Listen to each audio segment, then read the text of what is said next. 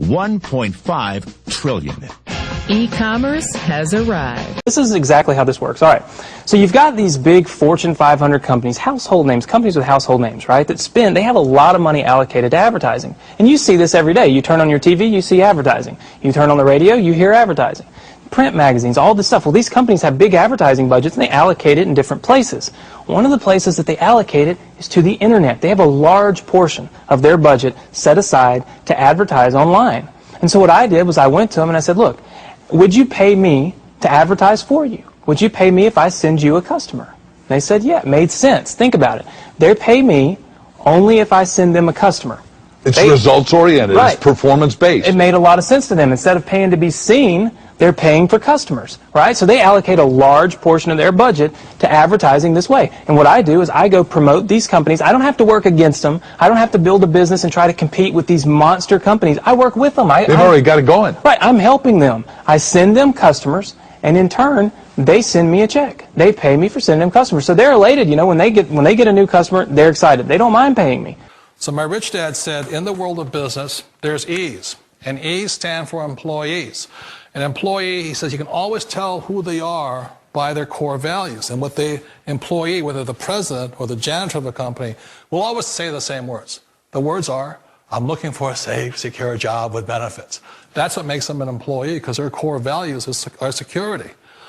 The other one of the four is the S, or the small business owner or the self-employed. And again, their core values will cause them to use the same words, which are, if you want it done right, do it by yourself. S means they're also solo. They're generally one-person act, or they operate by themselves. On the right side of the quadrant are the B's. And what Rich Dad said the B stood for was big business, or like Bill Gates.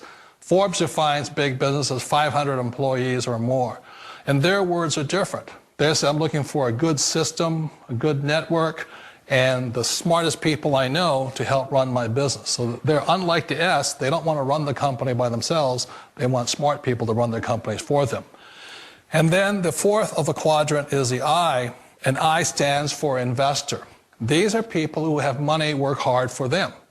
These people are people who have people work hard for them. And these are the people that work hard for the rich here. So early on in my life, it was my poor dad who always said to me, you know, Robert, go to school and so get a high-paying job. And so my poor dad's core value was to be an employee. He wanted job security, promotions, a steady paycheck, and all this. And so it was my rich dad who said to me, he says, you know, Robert, if you really want to be rich, learn to build businesses. It made more sense to him to work hard to build a business, something you owned, and something you could pass on for generation to generation to your kids. Whereas my poor dad said, work hard, but my rich dad said, why would you work hard for something you'll never own and you can get fired from right away? Again, that was the difference in values. So my rich dad suggested I learn how to be a business owner and learn how to be an investor. And that's one of the big differences. On this side of the quadrant, these people here work for security. They work for money also. On this side over here, their key value that they want is they want freedom. They don't want to have to work at a job anymore. They don't want to have to work for the rest of their lives. So the beauty of building a business and learning how to invest is very simply that this is passive income. You work hard for a few years, but possibly for the rest of your life, income keeps flowing to you. Let me tell you something you already know.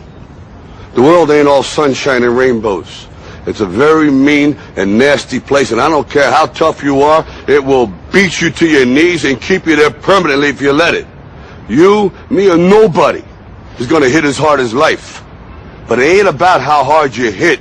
It's about how hard you can get hit and keep moving forward. How much you can take and keep moving forward.